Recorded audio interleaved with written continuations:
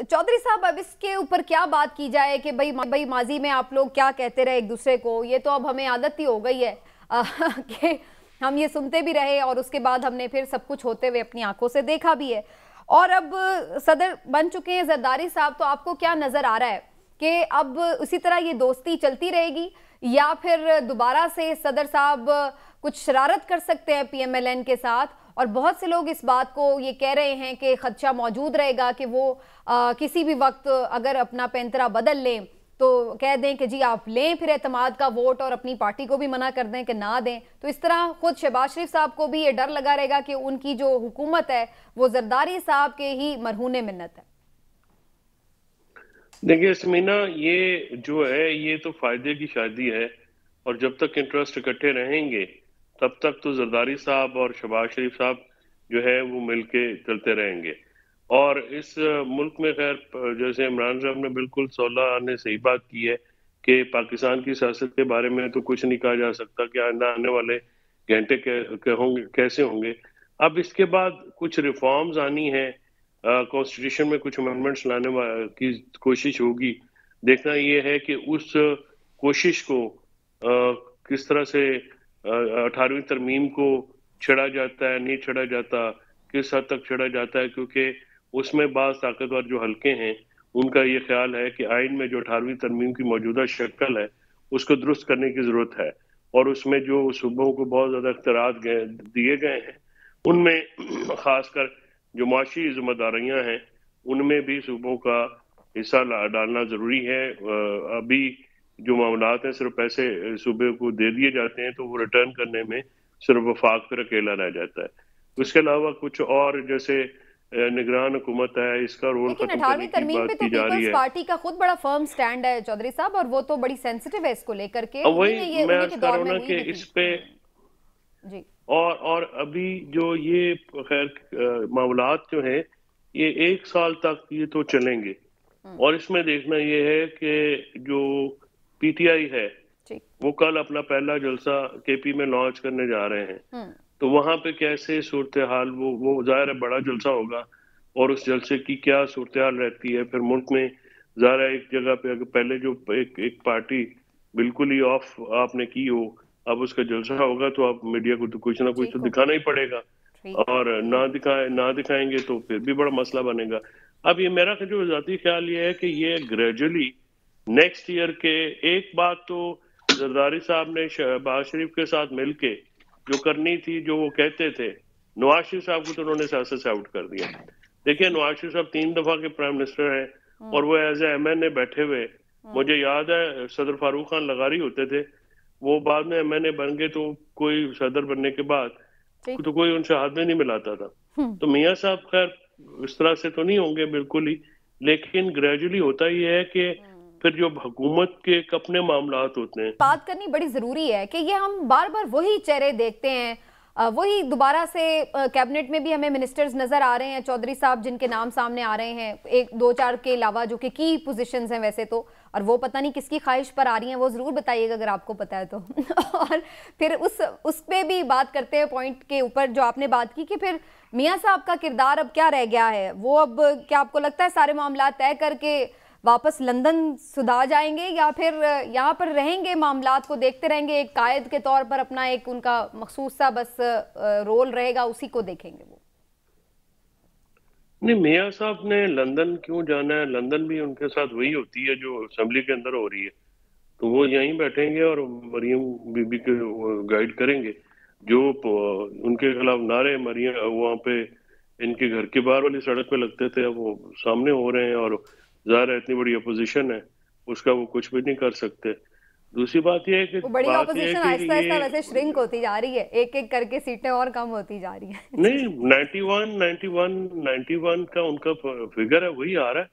Shrink तो उसमें कोई नहीं हुई। आज जो 2-4 बंदे सेनेट में नहीं उनके वो डाल सके, जाचो सब बिहाइंड द बार्स हैं। हम्म। और बाकी दो स्वाति साहब जो हैं वो अपनी जमानतों शमातों के चक्करों में, और शिबली फराज साहब का भी कोई पता नहीं है, वो अभी दरपर्दा ही हैं। तो बाकी तो सारे उनके जो वोट थे असेंबली के अंदर, अभी अचकजई साहब को मिले हैं।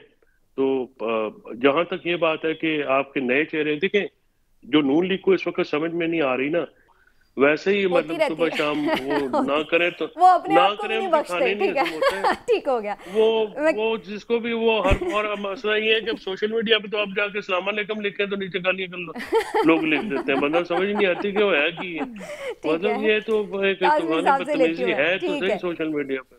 नहीं लेकिन एक बात जी है सर। कि वो कहते हैं जी आपने बार्स ऐसे सेट कर दी हैं कि वो खुद फिर पीटीआई भी उससे इधर-उधर होती है, तो वो उसके ऊपर वो भी फिर तनकीद की ज़द में आती है। नहीं, लेकिन आप बहरहाल देखें ना, उसमें जो जो जो भी लड़के लगाए हैं, उनकी अपने अपने हलकों में वो फैसल तरक्की हो, जो शहराम का पूरा वो सियासत देखता है और बड़ा वो ठीक। एक्टिव लड़का है, या बैरिस्टर साहब जो है वो अब काफी अरसे से पीटीआई में है।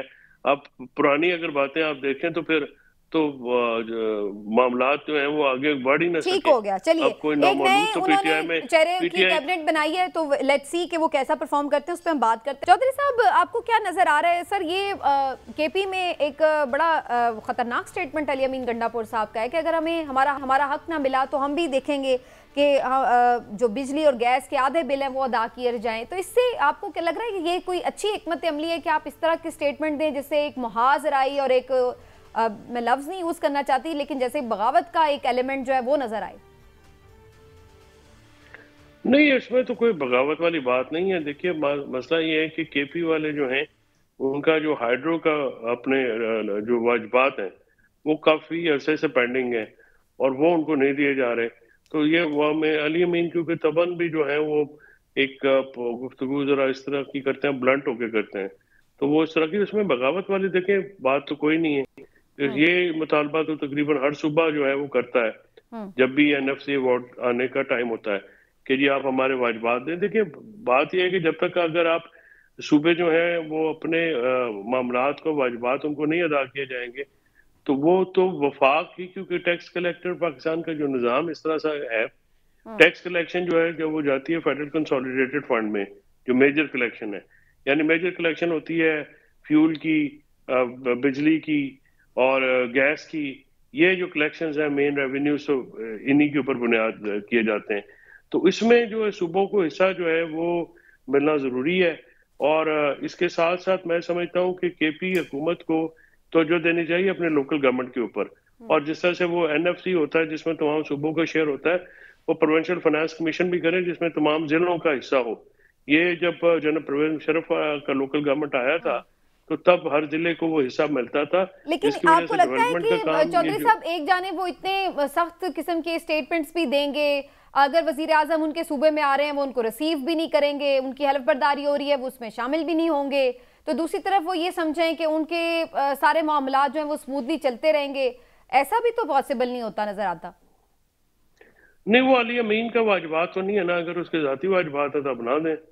लेकिन मामला ये है कि इस सीएम की पी के होना तो ये चाहिए। देखिए, सिस्टम में जहाँ पे उनकी जरूरत है वो तो उनको लाजमी होना चाहिए सिंबॉलिक जैसे। तो पहले हुकूमत या तो उनके बंदे रिहा करे ना, कोई चले जो मेन नहीं है, जो वर्कर्स हैं, उनका भी तो कोई जेस्चर नहीं है। अगर आपकी हम्म। सूबे की जो एक सीएम कहे कि मैं रूथलेस एक्शन करूंगी, हम्म। ऊपर से आप वो बंदा जो 1.5 साल से इनको डंडे मारता रहा है उसको आप इंटीरियर मिनिस्टर लगाने का इंदिया दे रहे हैं, हम्म। तो फिर आपसे कौन बात करेगा? पहले जो माहौल क्रिएट करना ही है, जो एक कॉन्फिडेंस बिल्डिंग सीबी मैयर्स जो होते हैं, हम्म। सीबीएम्स, वो ठीक है। वफाकी हुकूमत कुछ करे तो फिर आगे से कोई जवाब अगर ना राइट। दे फिर तो गिला करे।